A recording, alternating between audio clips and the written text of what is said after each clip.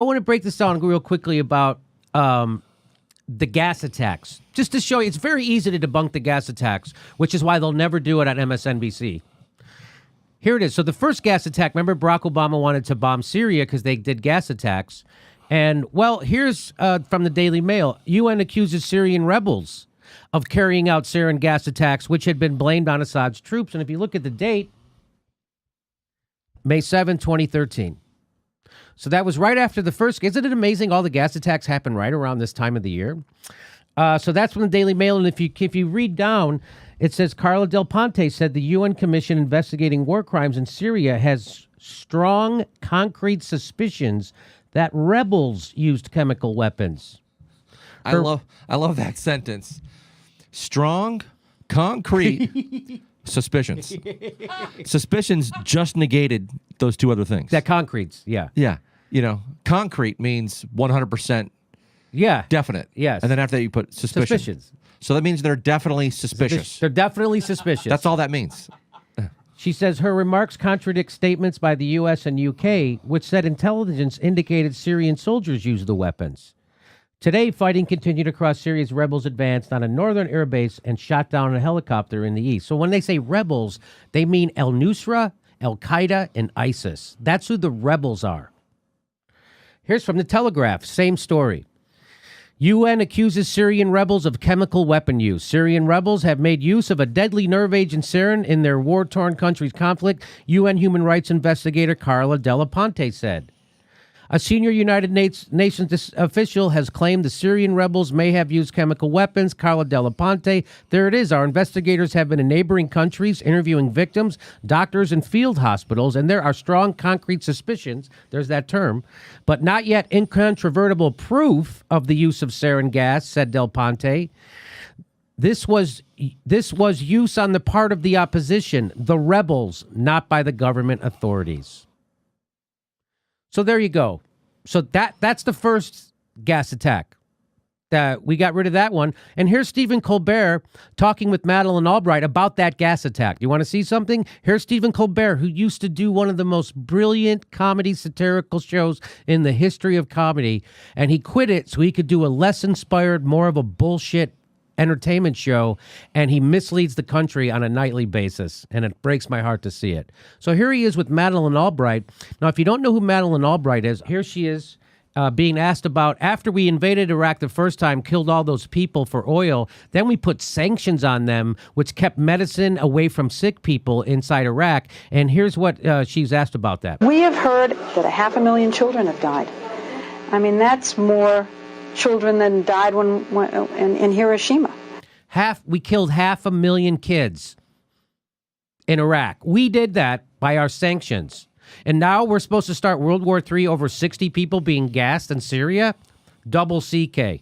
Here we go. Watch the question. Here we go. I'll start it at the top. We have heard that 500,000 children have died. I mean, that's more children than died in Hiroshima. And is the price worth it? I think this is a very hard choice, but we think the price is worth it. Just to add one thing, we also did Hiroshima. Oh, by the way, we also did Hiroshima. The way it's, if you just watch it by the clip, you might think, oh, someone else must have done Hiroshima. That couldn't have been us. Yeah, that was us too. We're the only ones to ever use nukes. Yeah. That's such a good point. That's such a good point. All right, here we go. So, and now here she is on with Stephen Colbert. Here we go. Get ready to have your heart broken. First time this happened, Barack Obama did not use military action against Assad's regime. The first time this happened, that's Stephen Colbert telling you a lie on national television. Instead of debunking lies and using comedy to illuminate a greater truth, he has now decided to give you an already debunked talking point. That didn't happen. And he just says it as fact. That's why the news media sucks so bad, and that's why the media sucks so bad. They just uncritical, unskeptical. He did a news show at the time this happened. You don't think Stephen Colbert knows that first gas attack was bullshit and the second gas attack was bullshit and that this third gas attack we decided to bomb before we had an investigation? He knows all that. He knows all that. So you tell me why he's bullshitting you right now. Because he's not lying to the Russians. He's not lying to the terrorists. He's not lying to anybody except you, America. That's who he's lying when he says that. First time this happened, Barack Obama did not use military action against Assad's regime. Do you think he's right about that? No, I don't. I mean, I do wish Barack Obama did put down a red line, and I personally wish that we had followed through on that. So there she is, the vixen of death. Doesn't care 500,000 kids got killed. 500,000. She thinks it's worth it. And here she is again, lying about needing to kill more people. She's a psychopath, okay? Just so you know, I know she has a brooch on and she looks like a grandma. She's a psychopath. Madeleine Albright is a psychopath. She doesn't care how many people get killed. It's not her. It's not her kids. She's wearing a $10,000 brooch and a $5,000 jacket.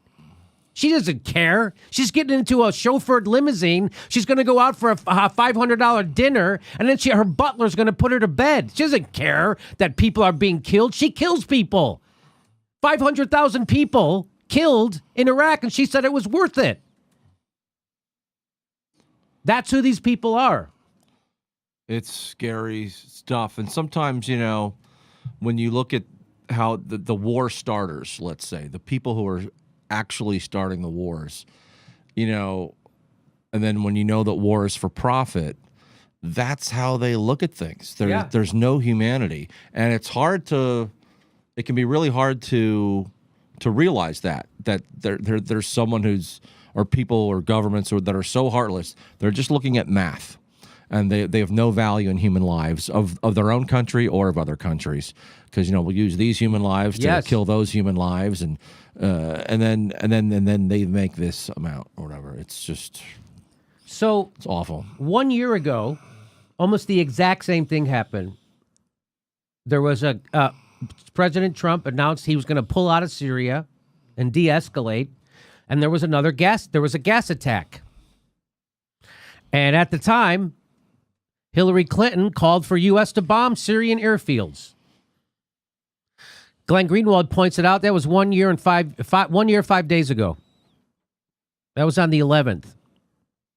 Hey, so she wanted us to bomb, missed the most qualified ever. She was the secretary. She knows everything.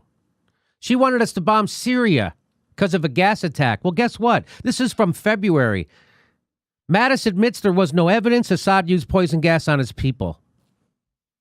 Lost in the hyper-politicization hullabaloo surrounding the Nunez memorandum and the Steele dossier was the striking statement by Secretary of Defense James Mattis that the U.S. has no evidence that the Syrian government used the banned nerve agent sarin against its own people. This is a year later. This got reported in Newsweek. You think that would be the headline on every news show in the world. No, it never even got talked about. You know where it gets talked about? On this show, a Jagoff nightclub comedian show. The assertion flies in the face of the White House memorandum, which was rapidly produced and declassified to justify an American Tomahawk missile strike against the Sharat air base in Syria. Mattis offered no temporal qualifications, which means that both the 2017 event in Khan Shaykhun and the 2013 tragedy in Ghouta are unsolved cases in the eyes of the Defense Department and the Defense Intelligence Agency. You don't think Stephen Colbert knows that? You don't think Madeleine Albright knows that? You don't think Hillary Clinton knows that? You don't think everybody on Morning Joe Ball knows that? They all know this. Isn't that disgusting? It is disgusting. Here's General Mattis saying he wants proof before we strike again. But it turns out we decided to strike Syria the day before the international team for investigating chemical weapons were to arrive in Syria. The day before. And what did we bomb? We bombed where there was chemical weapons. So now we've contaminated the whole place. So now we'll never know. Defense Secretary Jim Mattis signaled Thursday that the U.S. were prepared to wait for definitive proof that Syria carried out a chemical attack before launching an attack, but stressed the moral imperative for a U.S. response. Some things are simply inexcusable, beyond the pale, not just chemical weapons, but civil. Currently, the U.S. and its allies don't have evidence that the Syrian regime carried out the attack last Saturday in Damascus that reportedly killed 40. That was back then when they said it was 40. I believe there was a chemical attack, and we're looking into the evidence. We're trying to get inspectors in, probably within a week. Too bad. We ended up bombing anyway. Mattis was referring to the International Investigating Team from the Organization for the Prohibition of Chemical Weapons, or the OPCW. He cautioned that even if the inspectors get access to the attack sites, they are not permitted under their mandate to assign blame, but only to determine that chemical agents were used. So even that they didn't want to know. Even that they didn't want to know. They bombed before that anyway. And I'll just show you one last thing. This is from that a year ago when we bombed, when Trump bombed. Do you remember, by the way? So Trump had an adversarial relationship with the intelligence community because he was an anti-interventionist. His whole thing was we should pull out of it. And that's why a lot of people voted for Trump, by the way, because he said we should get the hell out of Iraq. We should get the hell out of the Middle East. He's the one who said that. He said we should never bomb in Syria. Trump said that. And that you shouldn't bomb without congressional approval. Trump said that before he was president. And then Chuck Schumer said on Rachel Maddow's show, he better watch what he says about the intelligence community because they have 6 ways to Sunday to mess with you back. He's talking about the president, meaning the permanent state wags the dog. The permanent state, the CIA, the NSA, they have shit on the president. And the next thing you know, they had a dossier that said he liked to get peed on, which turned out is all bullshit too. And then Trump says, okay, I'll fucking bomb. Would you guys cut it out already? So he bombed. And then this happened on CNN. Jeremy Scahill went on. Jeremy, I think there is awareness of what's been going on in Syria, but for some reason, maybe people are desensitized. What is your view of the coverage? Well, first of all, let's look at this in the big picture. Donald Trump has given greater latitude to the military to conduct strikes with almost no regard for civilians. Just in the month of March, Brian, U.S. and allied forces have killed more than 1,000 civilians in Iraq and Syria. Last year, 2017 in March, the United States and our allies killed over 1,000 civilians. And now we're going to go to war over 40 people. According to the nonpartisan independent group Air Wars, Trump is funneling weapons and intelligence to the Saudis that are being used to utterly destroy Yemen at this point. The United States has been engaged militarily in Syria for several years now, both in the form of special operations forces and increasingly conventional boots on the ground, but also just scorched earth bombing, particularly since Trump took office. And I have to say, Brian, that Arwa Damon is a fantastic reporter. I have great respect for her, but I think when we talk about this, CNN needs to immediately withdraw all retired generals and colonels from its airwaves. You know, Fareed Zakaria, if that guy could have sex with this cruise missile attack, I think he would do it. Brian Williams seemed to just be in true love with the cruise missile strike and in a despicable way invoking Leonard Cohen's name. I mean, the media coverage has been atrocious, particularly, and this is across the board on every network, particularly when the strike is happening. It's like they're in awe of the cruise missiles. And look no further than Hillary Clinton, Bill Kristol, and Donald Trump once again being on the same team when it comes to these kinds of wars. The elite of both parties just all get in line, and they absolutely love a cruise missile strike. Judah, any comment? I mean, I think he said it there. I think that's be his last appearance on CNN. I don't know if he's been back on since then. Yeah. Every once in a while, the truth sleeps out on and that boom. But again, you don't see he's not on the lead. He's not on with he's not on CNN every night. Hey, we go to, again, great reporter Jeremy Scahill that tells the truth about Syria. Let's bring in Jeffrey Sachs. Let's also get Phil Donahue. People forget Phil Donahue was against the Iraq war, and they told him cut it out, and he said, I'm not going to cut it out, so they fired him. They said it was for low ratings. At the time, Phil Donahue had the #1 rated show on the network. And it was because he was against war, but he was owned, NBC at the time was owned by General Electric, which is a huge defense contractor. So there was a lot of money to be made in the Iraq war, which they made, and that's why they shut him up. Yeah, usually if you speak truth, no matter, not even politics, whatever it is, whoever's in power, governments, their job is usually to oppress, and that's what they do. And they use corruption. And if you speak truth, and you have some knowledge, and then you learn about the corruption, you're going to, that's why you don't see it that often on the show. That is correct. That is correct. And what we have are people who consider themselves lefties attacking Trump from the right. Here's Howard Dean. I call him Coward Dean.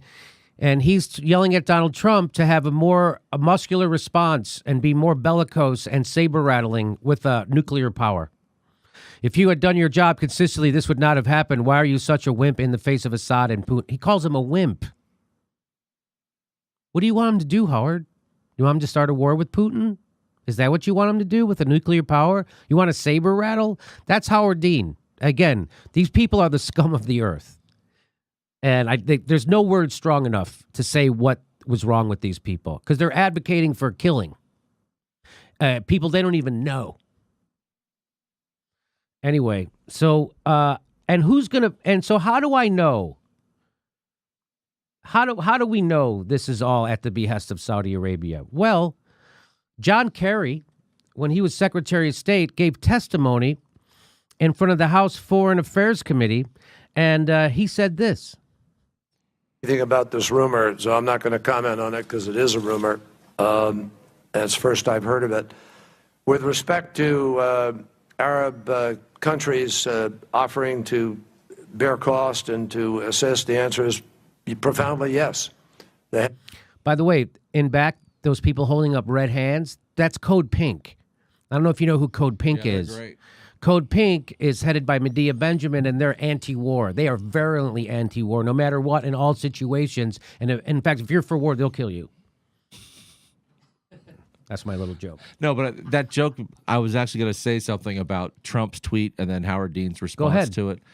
That's like you have like two awful tweets.